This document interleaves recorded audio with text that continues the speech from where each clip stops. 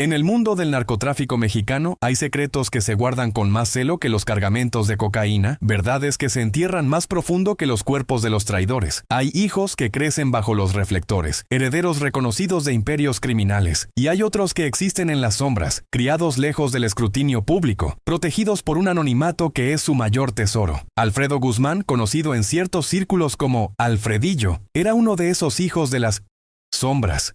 No era el Alfredo que aparecía en las noticias junto a sus hermanos. No era parte del grupo que el mundo conocía como los Chapitos. Era otro Alfredo, fruto de una relación que el Chapo mantuvo oculta durante décadas. Un heredero secreto cuya existencia pocos conocían y menos aún podían confirmar. Yo fui uno de esos pocos. Trabajé para él durante años. Y ahora, desde el anonimato que me protege, voy a contar su historia. Mi nombre no importa. En el mundo del que vengo, los nombres son llaves que abren puertas hacia tu destrucción. Son la información que tus enemigos necesitan para encontrar a los que amas, para usarlos contra ti, para silenciarte de la manera más permanente posible. Así que olviden mi nombre y concéntrense en lo que voy a relatar. Durante casi 6 años fui parte del círculo cercano de Alfredillo, no como sicario ni como operador de alto nivel, sino como lo que llamábamos un hombre de enlace, alguien que coordinaba comunicaciones, que facilitaba encuentros, que servía de puente entre diferentes partes de una operación que requería extrema discreción. Era un trabajo que me colocaba en una posición privilegiada para ver sin ser visto, para escuchar sin ser notado, para conocer secretos que la mayoría de la gente en la organización ni siquiera sabía que existían. Llegué a ese mundo por una serie de circunstancias que, vistas en retrospectiva, parecen casi predestinadas. Era un joven de Badiraguato, el mismo pueblo de la Sierra Sinaloense, donde había nacido el Chapo, donde las familias del narco tenían raíces que se remontaban generaciones. Mi padre había trabajado para los Guzmán en los años 80, antes de morir en un enfrentamiento que nadie quiso explicarme cuando era niño. Esa conexión familiar, ese lazo de sangre derramada, me abrió puertas que para otros habrían permanecido cerradas para siempre. Empecé haciendo trabajos menores, los mismos que hacen todos los que entran a este mundo. Vigilar, llevar mensajes, mover cosas de un lugar a otro sin preguntar qué eran. Fui ganando confianza, demostrando que era discreto, que era leal, que podía mantener la boca cerrada bajo cualquier circunstancia. Esa última cualidad fue la que eventualmente me llevó hasta Alfredillo, porque él necesitaba gente que supiera guardar secretos, gente que entendiera que algunas verdades son más valiosas cuando permanecen ocultas. La primera vez que escuché hablar de Alfredillo fue en una conversación que no debería haber escuchado. Estaba haciendo una entrega en una de las propiedades de la familia en la sierra, cuando capté fragmentos de una discusión entre dos hombres mayores que habían trabajado para el Chapo durante décadas. Hablaban de el otro Alfredo, de el hijo de la güera, de alguien que había sido criado lejos de Culiacán, protegido de la atención que perseguía a los herederos reconocidos. No entendí todo lo que decían, pero supe que había algo ahí, un secreto que valía la pena conocer. Con el tiempo, fui juntando piezas del rompecabezas. La güera era una mujer de Durango con la que el Chapo había tenido una relación a finales de los 80, cuando todavía era un narcotraficante en ascenso, antes de convertirse en la leyenda que el mundo conocería después. De esa relación había nacido un hijo que fue criado lejos del apellido Guzmán, con otro nombre, en otra ciudad, con una historia inventada que lo protegía de los enemigos de su padre. Solo un puñado de personas sabían la verdad, y el Chapo aseguró de que siguiera siendo así. Alfredillo creció sabiendo quién era su padre pero sin poder reclamarlo públicamente. Fue educado en escuelas privadas bajo un nombre falso. Viajó por el mundo como hijo de un empresario exitoso. Llevó una vida que desde afuera parecía completamente normal. Pero cuando cumplió 25 años, su padre lo llamó a su lado y le reveló su verdadero destino. Iba a ser parte del imperio, pero de una manera diferente a sus hermanos públicos. Iba a operar desde las sombras, manejando aspectos del negocio que requerían un nivel de discreción que los chapitos conocidos no podían proporcionar. La mansión donde eventualmente conocía a Alfredillo estaba ubicada en un lugar que nadie habría esperado. No en Sinaloa, no en la sierra, sino en la Riviera Maya, en una zona exclusiva cerca de Playa del Carmen, donde los narcotraficantes mexicanos se mezclaban con millonarios extranjeros sin que nadie hiciera preguntas incómodas. Era una propiedad espectacular, diseñada para parecer simplemente la residencia vacacional de un empresario exitoso, pero que en realidad era el centro de operaciones de una de las ramas más secretas del cartel de Sinaloa. Desde afuera, la mansión era impresionante pero no ostentosa. Arquitectura moderna con líneas limpias, muros blancos que brillaban bajo el sol del Caribe, jardines tropicales que rodeaban la propiedad como un abrazo verde. Había una playa privada accesible solo desde la casa, con un muelle donde atracaban yates y lanchas rápidas. Para los vecinos, para las autoridades locales, era simplemente una de tantas propiedades de lujo en la zona, propiedad de algún empresario cuyo nombre aparecía en papeles que nadie se molestaba en verificar demasiado. Pero el interior contaba otra historia. La casa estaba equipada con tecnología de seguridad que rivalizaba con cualquier instalación de inteligencia gubernamental. Había habitaciones blindadas, sistemas de comunicación encriptada, servidores que manejaban información sensible desde ubicaciones remotas. El sótano, accesible solo mediante reconocimiento biométrico, albergaba una sala de operaciones donde se coordinaban movimientos de dinero y mercancía por todo el Caribe y Centroamérica. Era el cuartel general de una operación que la mayoría del cartel de Sinaloa ni siquiera sabía que existía. La planta principal de la mansión estaba diseñada para impresionar a los visitantes de negocios que frecuentemente llegaban. Había una sala de estar con -200 vista al mar Caribe, decorada con muebles de diseño italiano y obras de arte contemporáneo que habrían sido la envidia de cualquier galería. El piso era de mármol pulido traído de Carrara. Las cortinas de seda importada, cada detalle seleccionado para proyectar riqueza sin vulgaridad. Era el tipo de decoración que esperarías en la residencia de un banquero de inversión, no de un narcotraficante. El comedor principal podía acomodar a 20 personas cómodamente, con una mesa de madera oscura, tallada a mano y sillas tapizadas en cuero gris. Era ahí donde se celebraban las cenas de negocios más importantes, donde Alfredillo recibía a sus socios internacionales para discutir movimientos de cientos de millones de dólares. Había una cocina profesional adjunta donde un chef privado preparaba menús que habrían competido con los mejores restaurantes del mundo. Las habitaciones del segundo piso eran igualmente impresionantes. El dormitorio principal de Alfredillo ocupaba toda un ala, con un vestidor del tamaño de un apartamento, un baño con jacuzzi con vista al mar, y un estudio privado donde guardaba documentos sensibles en una caja fuerte que habría resistido un asalto militar. Las habitaciones para invitados eran suites completas, cada una con su propio baño, su propio balcón, su propia decoración temática. Pero las áreas más impresionantes no eran visibles para los visitantes casuales. En el ala oeste de la casa había una sala de comunicaciones que parecía sacada de una película de espionaje. Múltiples pantallas mostraban feeds de cámaras de seguridad, tanto de la propiedad como de otras ubicaciones clave. Había equipos de comunicación satelital que permitían contacto encriptado con cualquier parte del mundo. Alfredillo era diferente a sus hermanos conocidos. Mientras los chapitos públicos cultivaban una imagen de narcotraficantes clásicos, con sus camionetas blindadas, sus corridos, su ostentación de poder, Alfredillo prefería pasar desapercibido. Vestía ropa, cara pero discreta. Conducía carros de lujo pero no llamativos. Se movía por el mundo como un empresario más del montón de millonarios que poblaban esas costas. Su poder no venía de la intimidación visible, sino de la capacidad de operar sin que nadie supiera que estaba operando. Físicamente se parecía a su padre más de lo que él habría querido. Tenía la misma estatura baja, los mismos ojos astutos, la misma sonrisa que podía ser encantadora o amenazante dependiendo del contexto. Pero había trabajado duro para minimizar esas similitudes. Había cambiado su postura, su manera de hablar, incluso algunos rasgos de su cara mediante procedimientos sutiles que lo hacían irreconocible para quien esperara ver a un hijo de El Chapo. Era un maestro del disfraz que no necesitaba máscaras, solo la capacidad de ser olvidable en un mundo que recordaba demasiado. Mi trabajo con Alfredillo empezó gradualmente, como empiezan todas las cosas en ese mundo. Primero fueron encargos menores, pruebas para ver si era confiable, si podía manejar la presión, si sabía mantener la boca cerrada. Pasé cada prueba, demostré mi valor y poco a poco fui siendo admitido en círculos cada vez más cercanos a él. Después de 2 años ya era parte de su equipo de confianza, uno de los pocos que sabía exactamente quién era y qué hacía. Lo que Alfredillo manejaba desde esa mansión en la Riviera Maya era quizás la operación más sofisticada del cartel de Sinaloa. Se especializaba en lavado de dinero a gran escala, moviendo cientos de millones de dólares a través de una red de empresas fantasma, inversiones inmobiliarias, criptomonedas y otros mecanismos que hacían imposible rastrear el origen de los fondos. Tenía conexiones con banqueros en Suiza, abogados en Panamá, contadores en las Islas Caimán.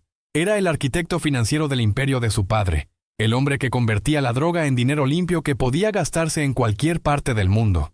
La sofisticación de sus operaciones era asombrosa.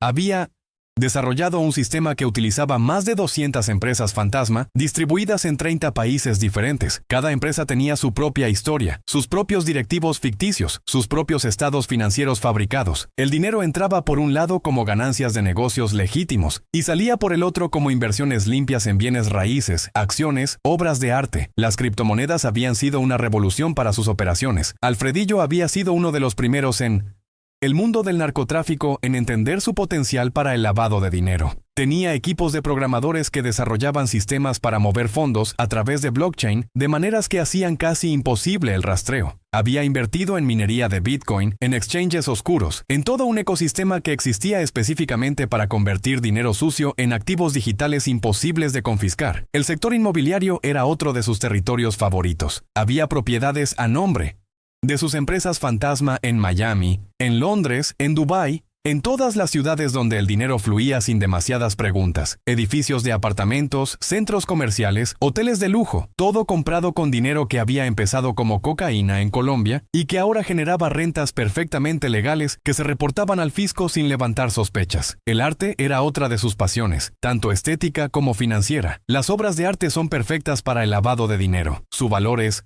subjetivo. Las transacciones suelen hacerse en privado y pueden moverse a través de fronteras sin los controles que enfrentan otros activos. Alfredillo había construido una colección valorada en cientos de millones de dólares, almacenada en bóvedas en Ginebra y Singapur, que podía liquidarse en cualquier momento si necesitaba acceso a fondos limpios. Pero eso no era todo. Alfredillo también manejaba las relaciones con ciertos socios internacionales que preferían tratar con alguien que no se apareciera en las listas de los más buscados. Había colombianos que le vendían cocaína, chinos que le suministraban precursores químicos para el fentanilo, europeos que distribuían producto en el viejo continente.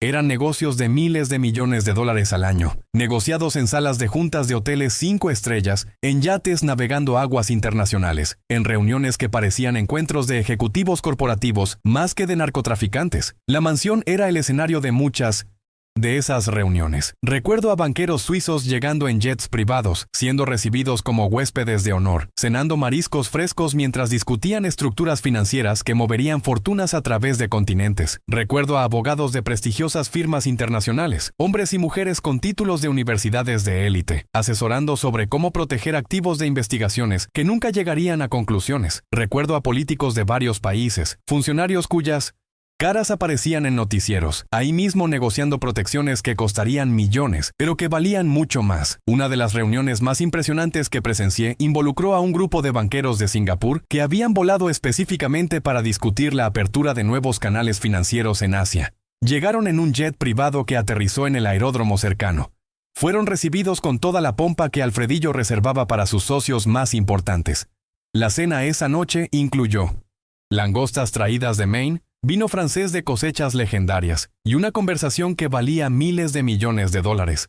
Lo que me impactaba de esas reuniones era la normalidad con que todos trataban lo que era esencialmente una conspiración criminal internacional. Los banqueros hablaban de optimización fiscal cuando querían decir lavado de dinero. Los abogados discutían estructuras de protección de activos cuando se referían a ocultar fortunas de las autoridades. Había un lenguaje codificado que todos entendían. Una manera de hablar que permitía a profesionales respetables participar en actividades ilegales sin tener que nombrarlas explícitamente. También había reuniones con socios del narcotráfico propiamente dicho, aunque estas eran menos frecuentes y mucho más discretas. Recuerdo un encuentro con representantes de un cartel colombiano que había venido a negociar nuevos términos de suministro. Eran hombres duros, con cicatrices y miradas que habían visto cosas que yo no quería imaginar. Pero en presencia de Alfredillo se comportaban como cualquier otro empresario en una negociación comercial. Había propuestas, contrapropuestas, análisis de márgenes y logística. Solo el tema de la conversación revelaba que estaban discutiendo toneladas de cocaína en lugar de cualquier mercancía legal.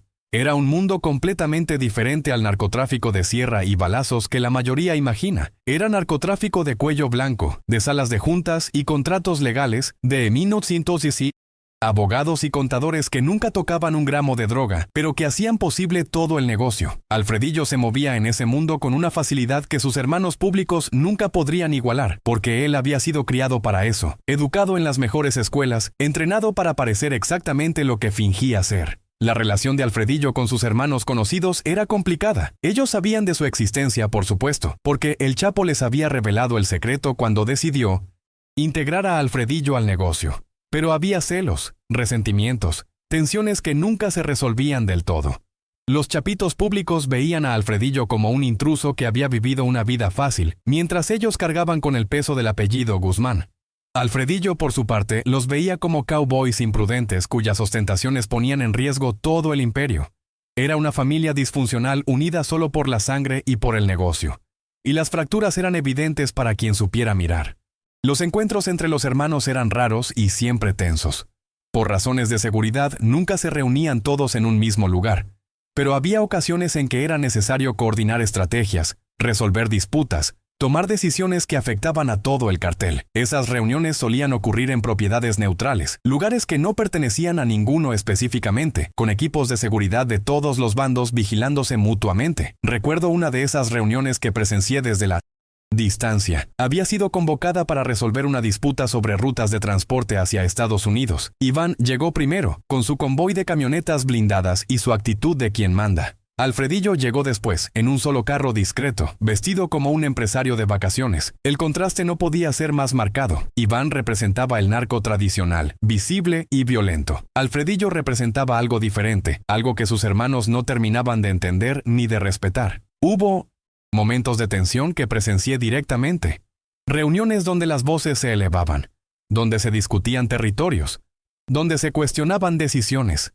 Iván Archibaldo era especialmente hostil hacia Alfredillo, resentido de que hubiera un hermano que operaba fuera de su control, que manejaba dinero que él no podía tocar, que tenía acceso a su padre que él no siempre tenía. En más de una ocasión escuché a Iván cuestionar la lealtad de Alfredillo, insinuar que su vida alejada del peligro lo hacía menos confiable, menos comprometido con la familia. Alfredo Público, el gordo, era más pragmático. Reconocía el valor que Alfredillo aportaba al negocio, pero también desconfiaba de alguien cuya lealtad nunca había sido probada en las trincheras de la guerra contra el CJNG. Cualquiera puede ser leal cuando no arriesga nada, le escuché decir una vez. Era una acusación injusta en cierto modo, porque Alfredillo arriesgaba de maneras diferentes, pero que reflejaba la brecha entre sus mundos. Ovidio era quizás el más neutral de los hermanos conocidos en su actitud hacia Alfredillo. Respetaba su inteligencia financiera, entendía la importancia de sus operaciones de lavado para el negocio del fentanilo. Había incluso una especie de alianza tácita entre ellos. Una comprensión mutua de que sus áreas de especialización se complementaban. Pero incluso esa relación estaba marcada por la desconfianza inherente a un mundo donde la traición era moneda corriente. El propio Chapo mediaba esas tensiones cuando podía. Primero desde la libertad y después desde la cárcel. Insistía en que todos eran sus hijos, que todos tenían un papel en el imperio, que la familia tenía que mantenerse unida contra los enemigos externos. Pero sus palabras tenían cada vez menos peso conforme pasaban los años, especialmente después de su extradición a Estados Unidos, cuando su capacidad de influir en los asuntos del cartel se redujo a mensajes intermitentes que llegaban a través de abogados y visitantes. La vida cotidiana en la mansión de la Riviera Maya tenía una rutina que contrastaba con el caos del narcotráfico tradicional. Alfredillo se levantaba temprano, hacía ejercicio en el gimnasio privado de la casa, desayunaba leyendo reportes financieros y noticias internacionales.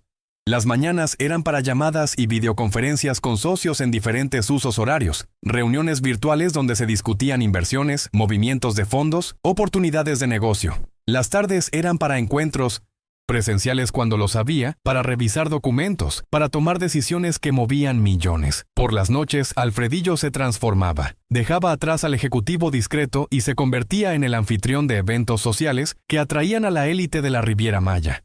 Fiestas en la mansión donde se mezclaban empresarios legítimos, celebridades de paso, funcionarios locales y ocasionalmente otros narcotraficantes que operaban en la zona. Eran eventos elegantes, con champán francés y chefs privados, música en vivo y fuegos artificiales sobre el mar. Nadie habría sospechado que el anfitrión era hijo del Chapo, y ese era exactamente el punto. La seguridad de la mansión era tan discreta como todo lo demás. No había hombres armados visibles, No había camionetas blindadas en la entrada, nada que sugiriera que era más que una residencia de lujo. Pero esa apariencia era engañosa. Había un equipo de más de 20 profesionales de seguridad, muchos de ellos ex-operadores de fuerzas especiales de diferentes países, que vigilaban la propiedad las 24 horas. Había sistemas de detección de intrusos que cubrían cada centímetro del terreno, drones que patrullaban el perímetro marítimo, protocolos de evacuación que podían activarse en segundos. El sistema de túneles bajo la mansión era una obra de ingeniería que habría impresionado al propio Chapo.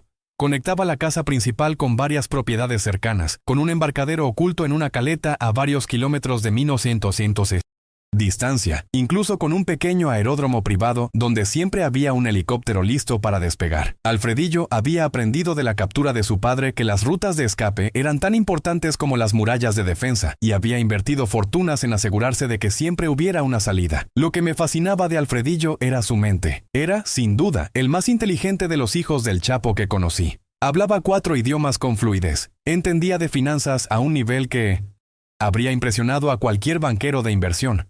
Tenía conocimientos de tecnología que le permitían entender y supervisar las operaciones cibernéticas del cartel. Leía constantemente, desde novelas hasta tratados de economía, desde historia hasta filosofía. Era un narcotraficante intelectual, algo que sonaba como una contradicción, pero que en su caso era simplemente la realidad. Pero esa inteligencia venía acompañada de una frialdad que a veces me helaba la sangre. Alfredillo podía ordenar la muerte de alguien con la misma calma con que ordenaba una copa de vino. Había visto reportes sobre personas que habían sido eliminadas por su orden, traidores que habían intentado robar, socios que habían hablado de más, competidores que se habían interpuesto en su camino. Nunca lo vi perder la compostura, nunca lo vi mostrar remordimiento. Para él, la violencia era simplemente otra herramienta de negocios, necesaria en ocasiones pero nunca personal. Hubo un caso en particular que me dejó marcado. Un contador que trabajaba para una de las empresas fantasma de Alfredillo había empezado a desviar fondos, cantidades pequeñas al principio, después sumas más significativas. La operación de auditoría interna lo detectó, y el reporte llegó al escritorio de Alfredillo una tarde de verano mientras tomábamos café en la terraza con vista al mar. Recuerdo cómo leyó el informe con expresión neutral, cómo hizo algunas preguntas sobre los detalles, cómo agradeció al analista que había descubierto el fraude. Después, con la misma voz que usaría para pedir que le trajeran el postre, dio la orden. El contador tenía familia, esposa, 2 hijos pequeños. Alfredillo especificó que ellos no debían ser tocados, que no eran responsables de las decisiones del padre. Era una muestra de algo que él consideraba compasión, supongo. El contador desapareció 3 días después, y su cuerpo nunca fue encontrado. Lo que más me perturbaba era la ausencia total de emoción.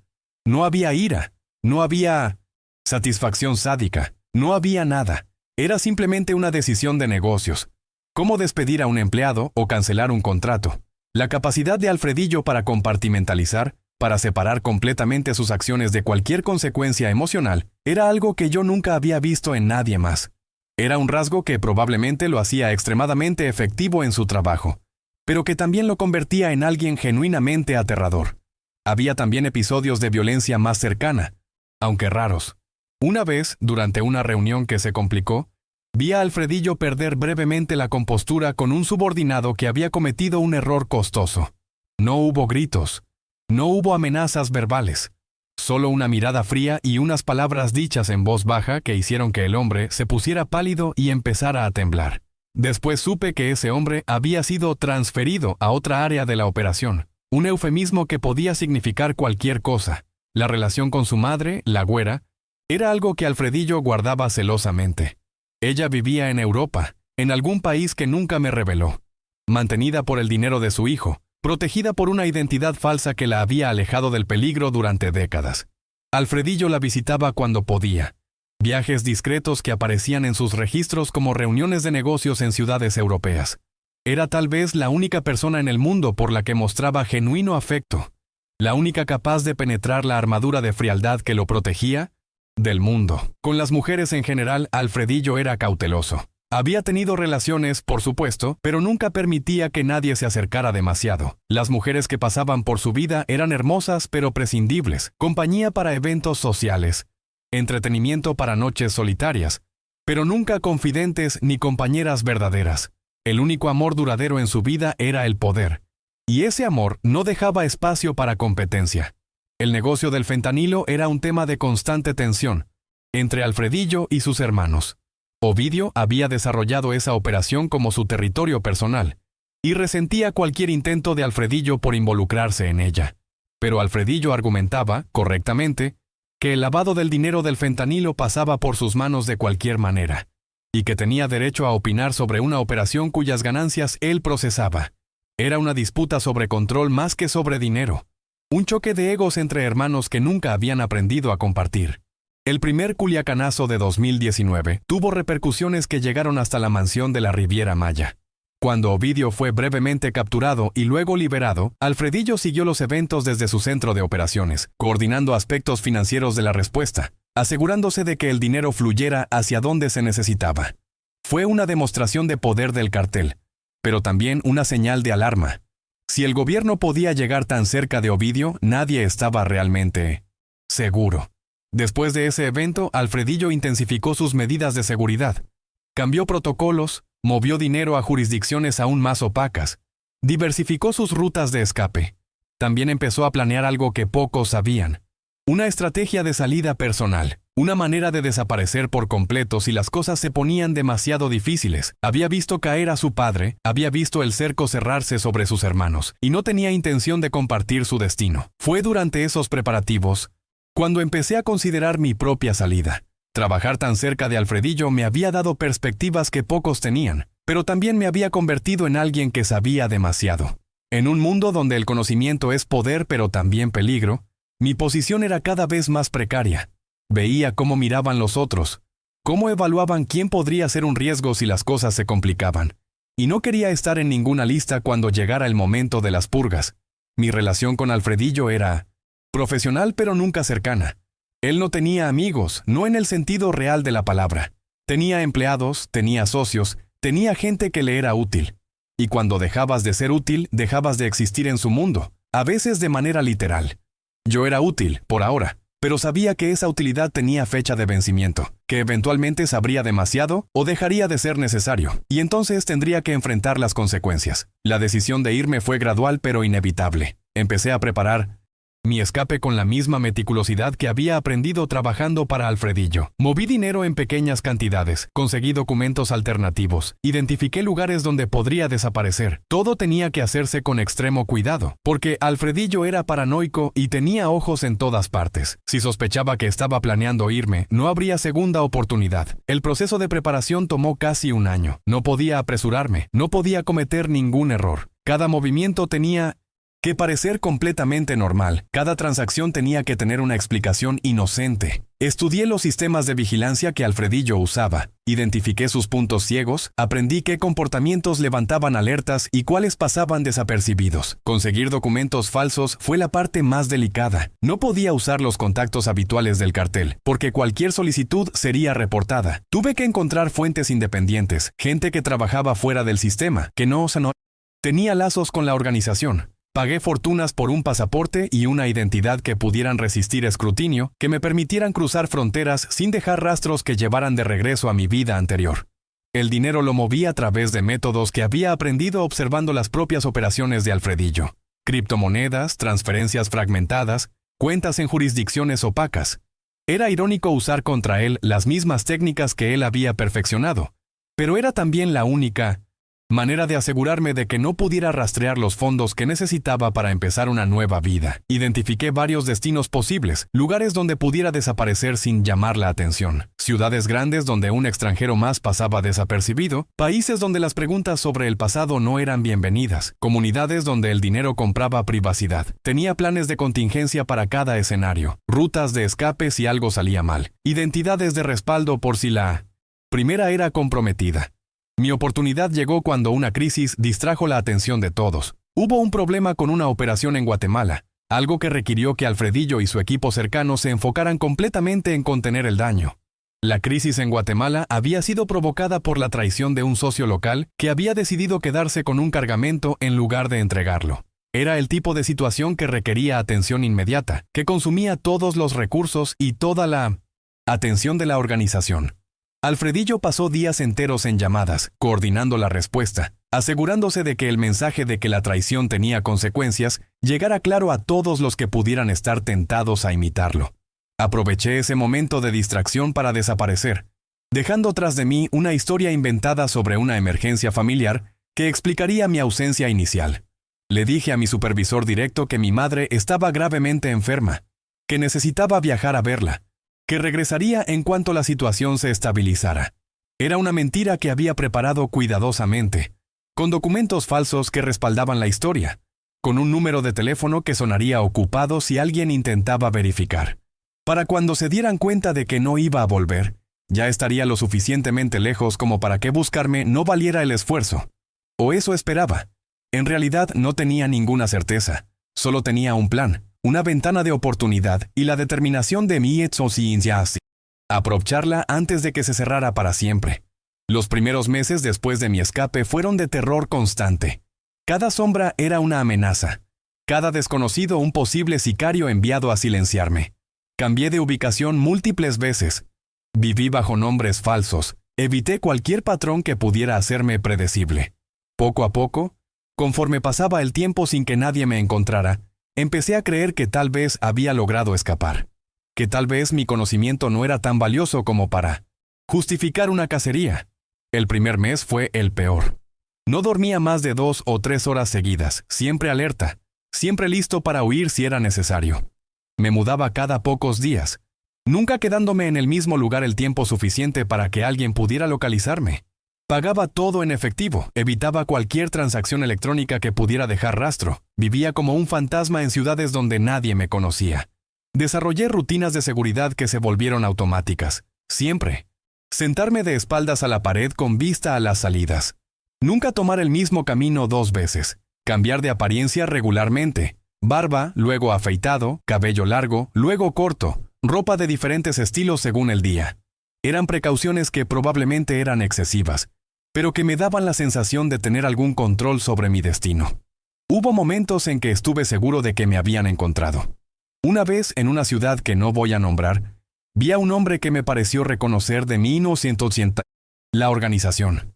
Pasé 3 días escondido en una habitación de hotel barato, sin salir ni para comer, convencido de que el cerco se estaba cerrando, pero al final resultó ser paranoia, o coincidencia, o simplemente mi mente jugándome trucos. El hombre desapareció y nunca supe si había sido real o producto de mi imaginación hipervigilante. Los meses fueron pasando y gradualmente empecé a relajarme. No del todo, nunca del todo, pero lo suficiente como para empezar a construir algo parecido a una vida. Encontré un lugar donde establecerme, un trabajo que no requería muchas explicaciones sobre mi pasado, una rutina que me daba algo de normalidad en medio del caos interno que seguía viviendo. La adaptación a una vida normal fue más difícil de lo que había anticipado. Después de años en un mundo donde cada interacción era calculada, donde cada palabra podía tener consecuencias mortales, era extraño relacionarme con gente que simplemente vivía sus vidas sin esos pesos. No sabía cómo hacer conversación casual. ¿Cómo formar amistades sin buscar un ángulo? ¿Cómo confiar en alguien sin esperar traición? Han pasado años desde entonces. Alfredillo sigue operando, según las pocas noticias que me llegan de vez en cuando. Su nombre nunca aparece en los periódicos, su cara nunca aparece en las listas de los más buscados. Sigue siendo el hijo secreto, el heredero de las sombras, el arquitecto financiero de un imperio que se tambalea pero no cae.